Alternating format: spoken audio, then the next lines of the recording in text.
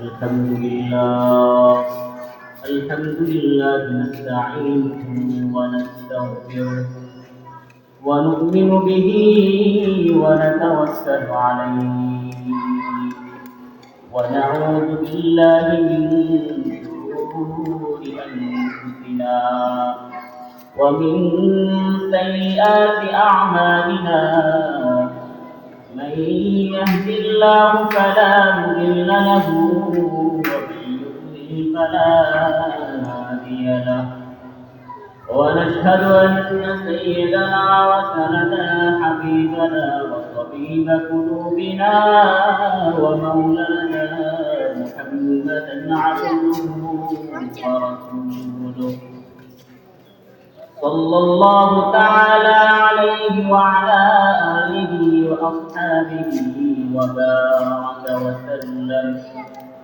وبارك وسلم تسليما كثيرا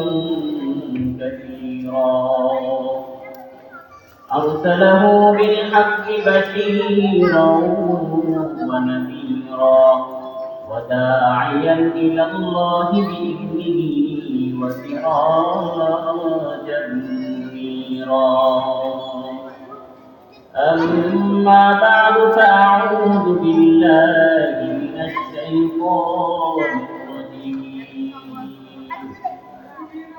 بسم الله الرحمن الرحيم ما يلفظ من قول إلا لديه رقيب عتيد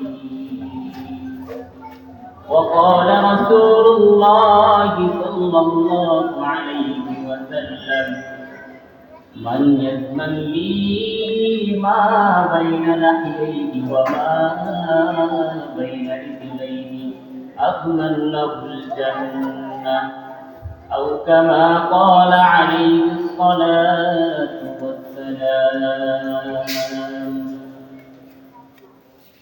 الحمد لله অধ্যকার আয়োজিত আল জামিয়া ইসলামিয়া ফয়জুল উলুম সিঙ্গুরিয়া মাদ্রাসার বার্ষিক ওয়াজ মাহফিল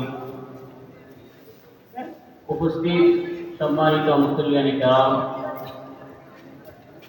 এবং দূর দূরান্ত থেকে আগত মুসলমান ভাইয়েরা, আজকের এই মাহফিলে আমি অল্প সময়ে জবানের হেফাজত সম্পর্কে কিছু কথা বলবো ইনশাআল্লাহ।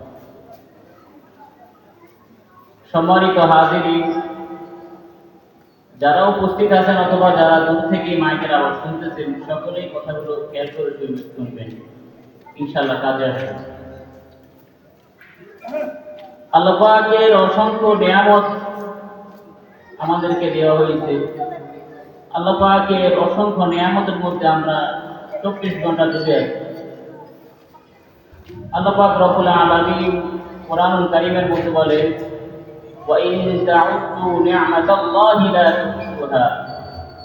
তোমরা আমার নিয়ামত গণনা করে তার সংখ্যা নির্ণয় করতে পারবে না। আল্লাহ পাক নিজেই বলে দিয়েছেন কোরআন।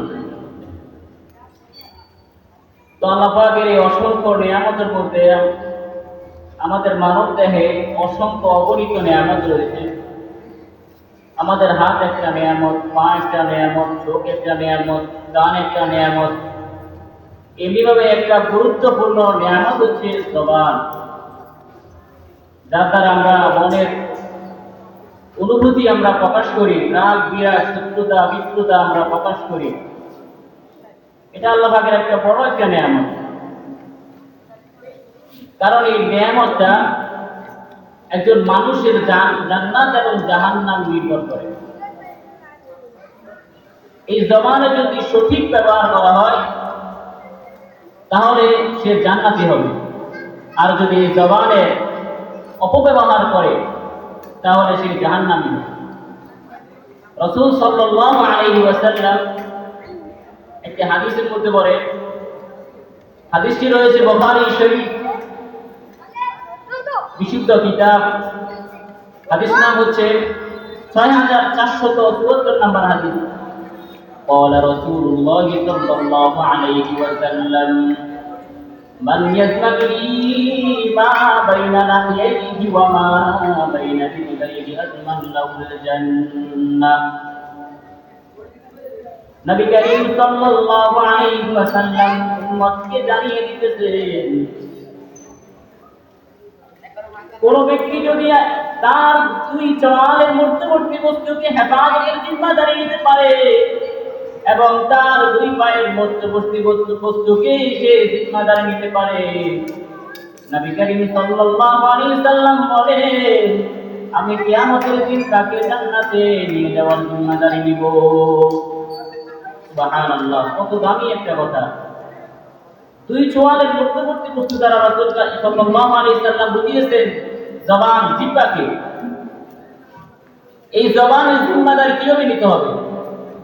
এই জবানের জিম্মাদারি হচ্ছে জবান দ্বারা ভালো কথা বলা, আল্লাহ পাকের জিকির করা, কোরআন তিলাওয়াত করা, সৎ কথা বলা। আর যদি এই জবানের অপব্যবহার হয় তাহলে সে দুর্ভাগা, সে হতভাগা, সে জাহান্নামী। জবানের অপব্যবহার হচ্ছে সে যদি জবান দ্বারা মানুষের বিপদ সমালোচনা করে, মানুষের দোষ তালাশ করে, এই জবান দ্বারা ফাহিশি কথাবার্তা বলে, তাহলে এটা হচ্ছে জবানের অপব্যবহার। এই জন্য জবানের ব্যাপারে খুব সতর্ক হতে হবে।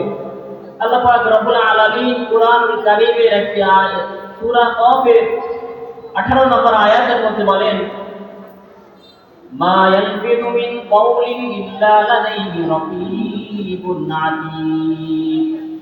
আল্লাহ পাক রব্বুল আলামিন বলেন, তোমরা এই জবান দ্বারা যে কথাই উচ্চারণ করো, যে কথাই বলো না কেন, এই সকল কথাকে রেকর্ড হচ্ছে।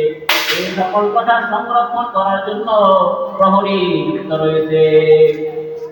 এই জন্য একজন মানুষ যখনই সে কথা বলার এরাদা করবে, ইচ্ছা করবে, তখন সে যেন এটা চিন্তা করে যে আমি যে কথাটা এখন বলতেছি এই কথাটা রেকর্ড হচ্ছে। এই কথার এক সময় আল্লাহ রাব্বুল আলামিনের নিকট হিসাব দিতে হবে, আল্লাহ রাব্বুল আলামিনের সামনে এই কথার জন্য জিজ্ঞাসিত হতে হবে। এই জন্য কথা বলার সময় খুব সতর্ক হতে হবে, যেন আমার কথা দ্বারা অপর মুসলমান যেন কষ্ট না পায়, যেন আমার কথা দ্বারা অপর মুসলমান যেন বিপদ না হয়ে যায়, যেন শেকায়েত না হয়ে যায়। রাসূলুল্লাহ